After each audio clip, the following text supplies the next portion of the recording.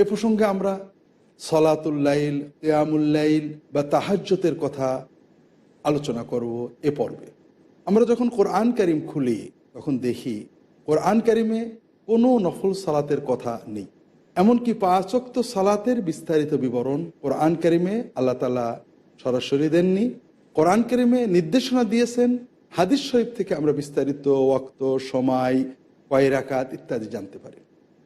কিন্তু কোরআন কারিমে বারবার আল্লাহ তাআলা কিয়ামুল লাইল, সলাতুল লাইল বা তাহাজ্জুদকে মুমিনের জীবনের অবিচ্ছেদ্য অংশ হিসেবে উল্লেখ করেছেন। এখানে দুটো পরিভাষা আমাদের বুঝতে হবে, কিয়ামুল লাইল আর তাহাজ্জুদ। আবার কিয়ামুল লাইলকে সলাতুল লাইলও বলা হয়। কিয়ামুল লাইল অর্থ রাতের দাঁড়ানো, সলাতুল লাইল অর্থ রাতের সলাত। সলাতুল ইশার পর থেকে সলাতুল ফজরের ওয়াক্ত হওয়ার পূর্ব পর্যন্ত রাতের যে কোনো সময়ে যে নফল সালাত আমরা আদায় করি এটাকে কিয়ামুল লাইল, রাতের দাঁড়ানো, রাতের কিয়াম অথবা সলাতুল লাইল, রাতের সলাত বলা হয়। এটা হাদিস শরীফে এভাবেই বলা হয়েছে। অর্থাৎ একটু ঘুম থেকে উঠে শরীরটা একটু ফ্রেশ করে নিয়ে মনোযোগ দিয়ে যদি আমরা সালাত আদায় করি, বিশেষ করে শেষ রাত্রে হয়, তাহলে অনেক সওয়াব। তবে শেষ রাত্রে হোক বা ঘুমাতে যাওয়ার আগে হোক, কিছু সময় আল্লাহর মুমিন বান্দারা রাতের কিছু সময় সালাতে কাটান, এটা কোরআন কারিমে বারবার উল্লেখ করা হয়েছে। আল্লাহ তাআলা কোরআন কারিমে মুমিনদের পরিচয় দিতে যেয়ে বলেছেন, আস-সাবিরিনা ওয়াস-সাদিকিনা ওয়াল কানিতিনা ওয়াল মুনফিকিন ওয়াল মুস্তাগফিরিনা বিল আসহার। জান্নাত পাবে যে সকল মুমিন, তাদের পরিচয় কি? তারা সবর করে, সত্য কথা বলে, আল্লাহর পথে ব্যয় করে, আল্লাহর জন্য বিনয়ে আল্লাহর কাছে দোয়া করে এবং শেষ রাত্রে, রাতের শেষ প্রহরগুলোতে, শবে সাদেকের আগের সময়গুলোতে আল্লাহ তাআলার কাছে ক্ষমা চায়। কিভাবে? সাজদায় যে। অন্য আয়াতে আল্লাহ তাআলা বলেছেন, ওয়া ইবাদুর রহমানিল্লাযীনা ইয়ামশুনা আলাল আরদি হাওনা ওয়া ইযা খাতাবাহুমুল জাহিলুনা ক্বালু সালামা। আল্লাহ তাআলা তার প্রিয় বান্দাদের, সত্যকার নেককার বান্দাদের পরিচয় দিয়ে বলছেন যে দয়াময় রহমান আল্লাহর যারা বান্দা, তারা বিনয়ের সাথে জমিনের উপর চলাচল করে। জাহেলরা যখন তাদের সাথে কথা বলে, তারা বলে শান্তি। আল্লাযীনা ইয়াবিতুনা লিরাব্বিহিম সুজদাও ওয়া কিয়ামা, যারা তাদের রবের জন্য রাত্রিতে সাজদায় এবং দাঁড়িয়ে দাঁড়িয়ে সময় কাটিয়ে দেয়। অন্য আয়াতে আল্লাহ তাআলা সত্যিকার মুমিনদের পরিচয় দিয়ে বলেছেন, তাতাজাফা জুনুবুহুম আনিল মাদাজি ইয়াদউনা রাব্বাহুম খাওফাও ওয়া তামা। বিছানা থেকে সরে থাকে তারা, বিছানায় পাশ না দিয়ে ভয়ে, আকুতিতে, মহব্বতে, প্রেমে তাদের রবের ডাকতে থাকে, দোয়া করতে থাকে, সেজদায় যে দোয়া করে, সালাতের ভিতরে দোয়া করে। এভাবে আমরা কোরআন কারিমে বিভিন্ন স্থানে মুমিনদের বর্ণনায় দেখছি, তারা রাতের গভীরে আল্লাহ তাআলার সাথে কথা বলেন, সালাত কায়েম করেন, অর্থাৎ কিয়ামুল লাইল কায়েম করেন। বিছানা পড়েই থাকে, তারা দাঁড়িয়ে সাজদায় যে সময় কাটিয়ে দেন, আল্লাহ তাআলার কাছে ইস্তেগফার করেন এর মাধ্যমে। এগুলো হলো সত্যিকার মুমিনদের বৈশিষ্ট্য, যা কোরআন চিত্রিত করেছে। কাজেই কোরআনের আলোকে একমাত্র নফল ইবাদত, যেটা মুমিনের অন্যতম বৈশিষ্ট্য, মুমিনকে করতেই হবে, নফল হলেও মুমিনের জীবনের সাথে অবিচ্ছেদ্যভাবে জড়িত, সেটা হলো কিয়ামুল লাইল, সালাতুল লাইল, রাতের নফল সালাত। ইশার পর থেকে ফজরের আগ পর্যন্ত যত রাতের গভীর হবে তত বেশি সওয়াব, ঘুম থেকে উঠে শেষ রাত্রে হলে আরো অনেক সওয়াব। আল্লাহ রাসূল সাল্লাল্লাহু আলাইহি ওয়াসাল্লাম বলছেন, আফদালুস সালাত বাদাল মাকতুবা সালাতুল লাইল। ফরজ সালাতের পরে আল্লাহ তাআলার কাছে সবচেয়ে প্রিয় শ্রেষ্ঠ সালাত হলো রাতের সালাত, কিয়ামুল লাইল, সালাতুল লাইল ওয়া তাহাজ্জুদ। রাসূলুল্লাহ সাল্লাল্লাহু আলাইহি ওয়াসাল্লাম অন্য হাদিসে বলছেন, আলাইকুম বিকিয়ামিল লাইল, তোমরা রাতে কিছু সালাত আদায় করবে। ফাইন্নাহু দাবুস সালিহিন মিন ক্বাবলিকুম, তোমাদের আগে যারা নেককার ছিলেন তাদের এটা অভ্যাস ছিল, তারা এটা করতেন। ওয়া কুরবাতুল লাকুম ইলা রাব্বিকুম, এর মাধ্যমে তোমরা তোমাদের রবের নৈকট্য লাভ করবে। ওয়া মুকাফফিরাতুন লিসসাইয়্যাত, এবং এর মাধ্যমে আল্লাহ গুনাহ মাফ করে দেবেন। রাসূলুল্লাহ সাল্লাল্লাহু আলাইহি ওয়াসাল্লাম কিয়ামুল লাইল ছাড়তেন না। আয়েশা রাদিয়াল্লাহু তাআলা আনহা বলছেন, লা তাদা কিয়ামুল লাইল ইন্না রাসূলুল্লাহি সাল্লাল্লাহু আলাইহি ওয়াসাল্লাম লাম ইয়াকুন ইয়াদউহা, তুমি কখনো কিয়ামুল লাইল ছাড়বে না, কারণ রাসূলুল্লাহ সাল্লাল্লাহু আলাইহি ওয়াসাল্লাম কিয়ামুল লাইল পরিত্যাগ করতেন না। অসুস্থ হলে, ক্লান্ত হলে বসে আদায় করতেন, কিন্তু একেবারে ছেড়ে দিতেন না। রাসূলুল্লাহ সাল্লাল্লাহু আলাইহি ওয়াসাল্লামের যুবক সাহাবী আব্দুল্লাহ ইবনে ওমর ইবনুল খাত্তাব রাদিয়াল্লাহু তাআলা আনহু, যুবক, রাসূলুল্লাহ সাল্লাল্লাহু আলাইহি ওয়াসাল্লাম বলছেন, নি'মাল আবদু আব্দুল্লাহ লাউ কানা ইয়াকুমুল লাইল। আব্দুল্লাহ খুব যুবক, ভালো ছেলে, ভালো যুবক, তবে কিয়ামুল লাইলটা যদি করতো তাহলে খুবই ভালো হতো। যুবকদেরকে উৎসাহ দিয়েছেন কিয়ামুল লাইল করতে। এটা আল্লাহ তাআলার সাথে বান্দার গোপন সম্পর্ক, একাকী সম্পর্ক। 10 মিনিট হোক, 5 মিনিট হোক, আধা ঘন্টা হোক, 2 ঘন্টা হোক, এর মাধ্যমে আমাদের আত্মার পরিশুদ্ধি আসে। দর্শক, আমরা অনেক সময় ভয় পাই। কেউ বলেন, এত অল্প বয়সে তাহাজ্জুদ শুরু করেছিস, অথবা রাতের সালাত শুরু করেছিস, রাখতে পারবি তো? কেউ বলেন ভয় পাওয়া যায়, কেউ বলেন নিয়ম কি? দর্শক, কোনো নিয়ম নেই।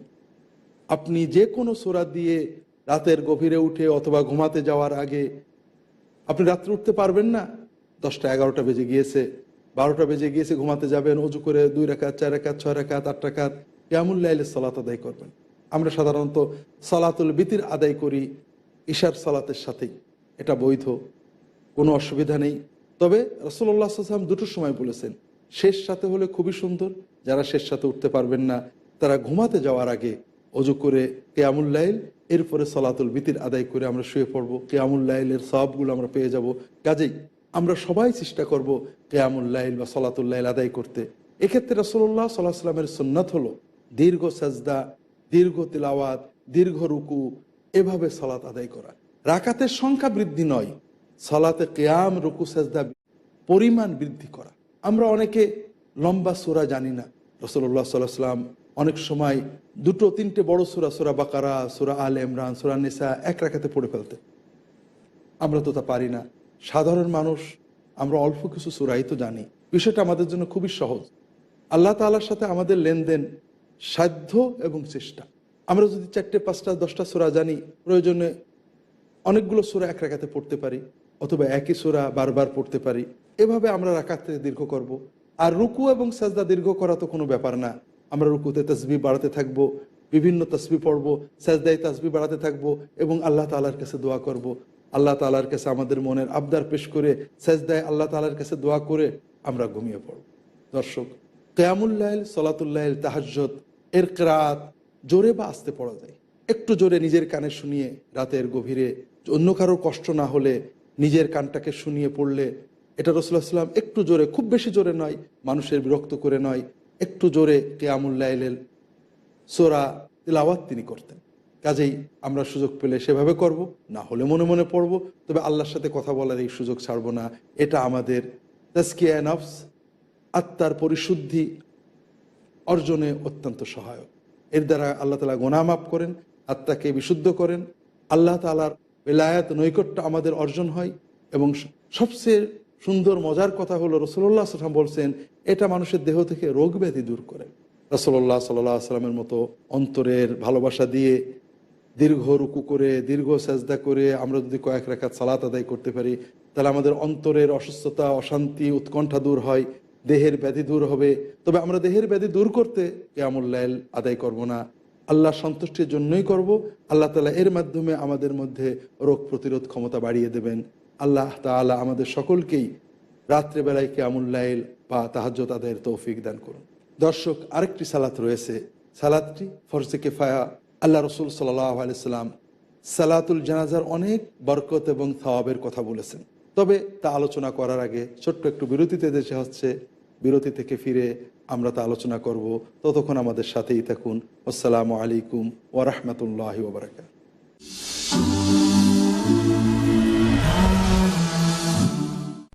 আসসালামু আলাইকুম ওয়া রাহমাতুল্লাহি ওয়া বারাকাতুহু। দর্শক, ফিরে এলাম বিরতির পর। আমরা আলোচনা করছিলাম সালাতুল জানাজার কথা। রাসূলুল্লাহ সাল্লাল্লাহু আলাইহি ওয়াসাল্লাম বলছেন, সহিহ বুখারী, মুসলিম, অন্যান্য গ্রন্থের হাদিস, মান শাহিদাল জানাজাতা হাত্তা সাল্লা আলাইহা কানা লাহু কিরাত ওয়া মান শাহিদাহা হাত্তা ইউদফান কানা লাহু কিরাতান। ক্বালু ওয়া মাল কিরাতান ইয়া রাসূলুল্লাহ? ক্বাল মিথলুল জাবালাইনিল আযীমাইন। রাসূলুল্লাহ সাল্লাল্লাহু আলাইহি ওয়াসাল্লাম বলেন, কেউ যদি সালাতুল জানাজা আদায় করে, সালাত পর্যন্তই মৃতদেহের কাছে থাকে, সালাত আদায় করে চলে যায়, আল্লাহ তাআলা তাকে এক কিরাত সওয়াব দান করবেন।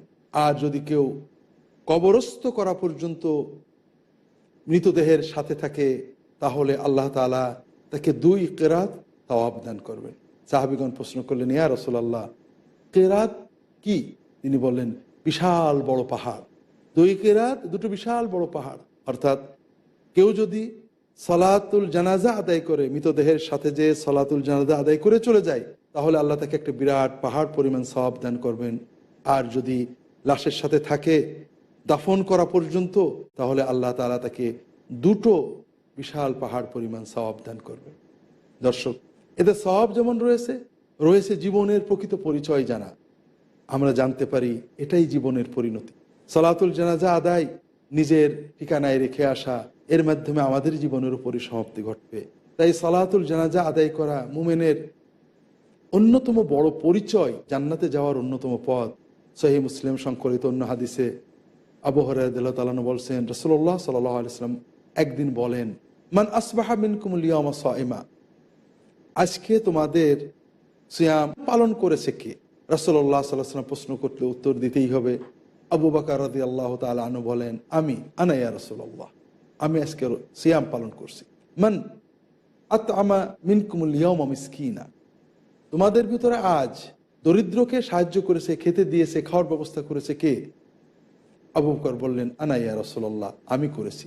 রাসূলুল্লাহ সাল্লাল্লাহু আলাইহি ওয়াসাল্লাম তৃতীয় প্রশ্ন করলেন, মান আদা মিনকুমুল ইয়াওমা মারিদা, তোমাদের ভিতরে আজ অসুস্থ মানুষকে দেখতে গিয়েছে কে? আবু বকর রাদিয়াল্লাহু তাআলা আনহু বললেন, আনা ইয়া রাসূলুল্লাহ, আমি দেখতে গিয়েছি। মান শাহিদা মিনকুমুল ইয়াওমা জানাজা, মান ইত্তাবা মিনকুমুল ইয়াওমা জানাজা, আজকে জানাজায় শরীক হয়েছে কে? আবু বকর রাদিয়াল্লাহু তাআলা আনহু বললেন, আনা ইয়া রাসূলুল্লাহ। তখন রাসূলুল্লাহ সাল্লাল্লাহু আলাইহি ওয়াসাল্লাম বললেন, মা ইজতামা'না মি আহাদ ইল্লা দাখালাল জান্নাহ, যদি এই 4টে ইবাদত একজন মানুষ করতে পারে, ওই ব্যক্তি জান্নাতে যাবে। কাজেই আমরা সুযোগ পেলেই সালাতুল জানাজা আদায় করব এবং সম্ভব হলে মাইয়েতের সাথে গোরস্থান পর্যন্ত যাব, দাফন দেখব, আমাদের পরিণতি জানব। এভাবেই এই সালাতুল জানাজা এবং দাফনে অংশ নেওয়া আমাদের আত্মশুদ্ধিতে সহায়তা করবে।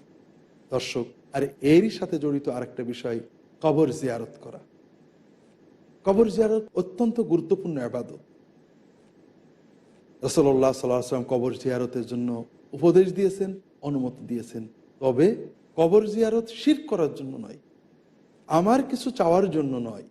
আমার চাওয়ার মালিক তো আল্লাহ নিজেই বলে দিয়েছেন, ওয়াইদা সাআলাকা ইবাদি আন্নী ফাইন্নী করিব উজিবু দাওয়াতাদ দাঈ ইযা দাআন। বান্দারা যদি আপনার কাছে আমার কথা জিজ্ঞাসা করে, তবে আমি তো তাদের কাছেই আছি, আমাকে ডাকলেই আমি সাড়া দেব। প্রার্থনার জন্য, দোয়ার জন্য, চাওয়ার জন্য আল্লাহ তাআলার এই মহান নেয়ামত বাদ দিয়ে কোথাও ছুটে বেড়ানোই শিরকের দরজা। কবর জিয়ারত করতে হয় নিজের মৃত্যুর কথা স্মরণ করতে, মৃত ব্যক্তির জন্য দোয়া করতে, চোখে পানি আনতে যে একদিন আমি ওখানে চলে যাব, দিলকে নরম করার জন্য। আর সকল ইবাদতের মতো এটাও সুন্নাত পদ্ধতিতেই করতে হবে। আমরা যদি কবর জিয়ারতের ফজিলতের সওয়াবের হাদিসগুলো জেনে নিজেদের ইচ্ছা মতো জিয়ারত করি, তাহলে আত্মতৃপ্তি, আত্মপ্রতারণা ইত্যাদি আমরা অর্জন করতে পারবো, কিন্তু সওয়াব বা ইবাদত হবে না। ইবাদত তো সেটাই যেটা রাসূলুল্লাহ সাল্লাল্লাহু আলাইহি ওয়াসাল্লামের শেখানো পদ্ধতিতে, তার আচরিত পদ্ধতিতে পালন করা হয়। কবর জিয়ারত করতে হবে কেন? রাসূলুল্লাহ সাল্লাল্লাহু আলাইহি ওয়াসাল্লাম বলেছেন, ইন্নী কাদ নাহাইতুকুম আন জিয়ারাতিল কুবুর আলা ফাজুরুহা ফাইন্নাহা তুযাক্কিরুল মাউত, আমি তোমাদেরকে কবর জিয়ারত করতে নিষেধ করেছিলাম। প্রথম দিকে মানুষ কবর জিয়ারত করতে গেলে 2 ধরনের পাপ হয়ে যেত বলে জানা যায়। একটা হলো শিরক, মৃত ব্যক্তির কাছে কিছু চাওয়ার প্রবণতা। আর একটা হলো কবর জিয়ারত করতে গেলে কান্নাকাটা বা অন্যান্য অধৈর্যের কথা বলা। আর এজন্যই রাসূলুল্লাহ সাল্লাল্লাহু আলাইহি ওয়াসাল্লাম শিরকের দরজা বন্ধ করার জন্য, পাপের দরজা বন্ধ করার জন্য ইসলামের প্রথম দিকে কবর জিয়ারতই বন্ধ করে দেন। পরবর্তী সময়ে শেষ দিকে তিনি কবর জিয়ারতের অনুমতি দেন। তিনি বলেন, আমি তোমাদের কবর জিয়ারত করতে নিষেধ করেছিলাম, এখন তোমাদের অনুমতি দিচ্ছি, তোমরা কবর জিয়ারত করবে। ফাইন্নাহা তুযাক্কিরুল মাউত, কারণ কবর জিয়ারত করলে নিজের মৃত্যুর কথাটা মনে পড়ে, এটাই আমার ঠিকানা। আজ আমি একজনের কবর জিয়ারত করছি, কাল হয়তো আমার কবর অন্য জিয়ারত করবে।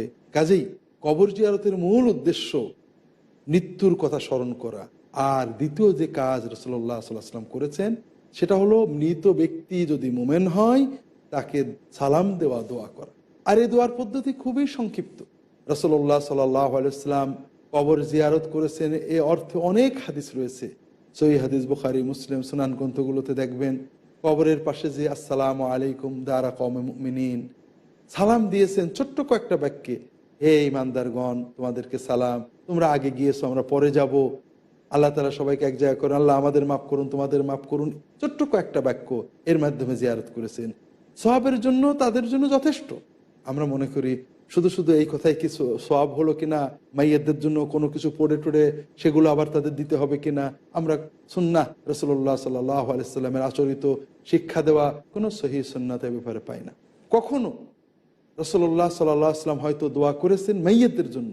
একটা হাদিসে আমরা দেখি, সহিহ মুসলিমের হাদিস, আয়েশা রাদিয়াল্লাহু তাআলা আনহা বলছেন, একদিন রাসূলুল্লাহ সাল্লাল্লাহু আলাইহি ওয়াসাল্লাম বিছানায় শুয়েছেন, আমি ঘুমিয়ে গেছি ভেবে তিনি উঠে গেলেন। আমি ভাবলাম যিনি কোথায় যাচ্ছেন, আমি পিছে পিছে কাপড়টা পরে গেলাম। আমি যেয়ে দেখি তিনি বাকি গোরস্থানে হাত তুলে মাইয়াতদের জন্য দোয়া করছেন। অনেকক্ষণ ধরে দোয়া করলেন, অনেকক্ষণ ধরে দোয়া করলেন, অনেকক্ষণ ধরে দোয়া করলেন। এরপরে তিনি যখন আসতে চাইলেন, আমি দ্রুত এসে ঘরে শুয়ে পড়লাম। তিনি ঘরে এসে আমাকে হাঁপাতে দেখে জিজ্ঞেস করলেন, কি ব্যাপার, তুমি হাঁপাচ্ছ কেন? আমি শেষে সব বললাম যে আপনি অন্য আমার কোনো সতীনের ঘরে যাচ্ছেন ভেবে আমি পিছনে পিছনে যাচ্ছিলাম। রাসূলুল্লাহ সাল্লাল্লাহু আলাইহি ওয়াসাল্লাম বললেন যে না, তুমি ঘুমিয়ে গেছো দেখে তোমাকে আর বলিনি। জিবরিল আলাইহিস সালাম আমাকে বললেন বাকি গোরস্থানের মাইয়াতদের জন্য দোয়া করতে, তাই আমি দোয়া করতে গেছি। আমরা দোয়া করতে পারি, তবে অবশ্যই তা কিবলামুখী হয়ে দোয়া করতে হবে এবং আল্লাহ তাআলার কাছে চাইতে হবে, আল্লাহ মাইয়াতদের মাফ করে দেন, তাদের মর্যাদা বাড়িয়ে দেন। এগুলোই হলো কবর জিয়ারত। আমার জন্য চাওয়া, এটা তো আমি আল্লাহ তাআলার কাছে চাইবো। আর এজন্য কোনো স্থানে যে চেলে আল্লাহ তাড়াতাড়ি শুনবেন, এটা তো শিরকের মহা দরজা, যেটা হাদিস শরীফে রাসূলুল্লাহ সাল্লাল্লাহু আলাইহি ওয়াসাল্লাম বারবার বারবার নিষেধ করেছেন, সাহাবায়ে কেরাম নিষেধ করেছেন, আমরা পূর্ববর্তী বিভিন্ন পর্বে সেগুলো আলোচনা করেছি। দর্শক, কাজেই আমরা কবর জিয়ারত করব মৃত্যুর কথা স্মরণ করতে, মৃত ব্যক্তিদের জন্য দোয়া করতে, সালাম দেব, সুন্নাত পদ্ধতিতে সালাম দেব, এটাই তাদের সওয়াবের জন্য যথেষ্ট। আর যদি আরো দোয়া করতে চাই, আমরা কিবলামুখী হাত তুলে মাইয়াতের জন্য আল্লাহ তাআলার কাছে দোয়া করতে পারি, কিন্তু কোনো অবস্থায় যেন মনে না করি যে মাইয়াতের কাছে কিছু চাওয়া যায়, এটা শিরক। কোনো অবস্থাতেই যেন মনে না করি যে মাইয়াতের বুজুর্গের কবরের পাশে দাঁড়িয়ে চাইলে আল্লাহ তাড়াতাড়ি শুনবেন, এটাও শিরকের মহারাজপথ। কারণ কোরআন এবং সুন্নায় কোথাও ঘুণাক্ষরে আল্লাহ তাআলা বলেননি, আল্লাহ রাসূল সাল্লাল্লাহু আলাইহি ওয়াসাল্লাম বলেননি যে কোনো কবরের পাশে, কোনো আল্লাহর ওলি বা নবীর কবরের পাশে চাইলে আল্লাহ তাড়াতাড়ি শোনেন। বরং উল্টা, আল্লাহ তাআলা এটা নিষেধ করেছেন, আল্লাহ রাসূল সাল্লাল্লাহু আলাইহি ওয়াসাল্লাম নিষেধ করেছেন কবরের পাশে সাজদা করতে, কবরের পাশে সালাত আদায় করতে, কবরকে ইবাদতগাহ বানাতে নিষেধ করেছেন। কারণ চাওয়া পাওয়া নির্ভরতার জন্য তো আল্লাহ তাআলা রয়েছেন। আমি কবর জিয়ারত করব নিজের মৃত্যুর কথা স্মরণ করতে। আল্লাহ রাসূল সাল্লাল্লাহু আলাইহি ওয়াসাল্লাম হাদিসে বলছেন, আলা ফাজুরুল কবর, তোমরা কবর জিয়ারত করো, কবর জিয়ারত করলে অন্তর নরম হয়, চোখে পানি আসে, আর মৃত্যুর কথা স্মরণ হয়। এজন্য কবর জিয়ারত সহিহ সুন্নাত পদ্ধতিতে আমাদের তাজকিয়া অর্জনে, আত্মশুদ্ধি অর্জনে সাহায্য করে। দর্শক, নফল সালাত এবং জিয়ারতের পরে দ্বিতীয় যে সহজ নফল ইবাদতগুলো আমাদের আত্মশুদ্ধি অর্জনে সহায়তা করে, তা হলো নফল সিয়াম। ফরজ সিয়াম তো আমাদের পালন করতে হবে, নফল সিয়াম যে কোনো সময় আমরা পালন করতে পারি। সিয়াম অত্যন্ত গুরুত্বপূর্ণ ইবাদত এবং এটা সুযোগ পেলে বেশি বেশি করা ভালো। তবে কিছু সময় সুযোগ রাসূলুল্লাহ সাল্লাল্লাহু আলাইহি ওয়াসাল্লাম নির্ধারণ করেছেন, যেমন প্রতি সপ্তাহে সোমবার এবং বৃহস্পতিবারে সিয়াম পালন করা, প্রতি মাসে 3 দিন, অন্তত 13, 14, 15 আরবি মাসের 3 দিন সিয়াম পালন করা, শাওয়ালের 6টা রোজা সিয়াম পালন করা, আশুরার সিয়াম পালন করা, ইয়মে আরাফার সিয়াম পালন করা, এগুলো হাদিস শরীফে বিশেষভাবে উৎসাহ দেওয়া হয়েছে। রাসূলুল্লাহ সাল্লাল্লাহু আলাইহি ওয়াসাল্লাম বলছেন, সাওমু ইয়মে আরাফা আহতাসিবু আলাল্লাহ আইয়ুকাফিরা সানাতাল মাদিয়া ওয়াল বাকিয়া সানাতাল্লাতী ক্বাবলাহা ওয়াল্লাতী বা'দাহা। যদি কেউ আরাফাতের দিন সিয়াম পালন করে, আমি আশা করি আল্লাহ তাআলা পূর্ববর্তী এবং পরবর্তী 2 বছরের গুনাহ ক্ষমা করে দেবেন। আশুরার সিয়ামের ব্যাপারে রাসূলুল্লাহ সাল্লাল্লাহু আলাইহি ওয়াসাল্লাম বলছেন, ইউকাফিরু সানাতাল্লাতী ক্বাবলাহা। আশুরার সিয়ামের মাধ্যমে আল্লাহ পূর্ববর্তী এক বছরের গোনা, সাধারণ গোনা আল্লাহ মাফ করে দেন। শাওয়ালের 6টি রোজার ব্যাপারে আমরা জানি রাসূলুল্লাহ সাল্লাল্লাহু আলাইহি ওয়াসাল্লাম বলেছেন, মান সামা রমাদান থুম্মা আতবাহু সিত্তাম মিন শাওয়াল কানা লাহু কাসিয়ামিদ দাহর।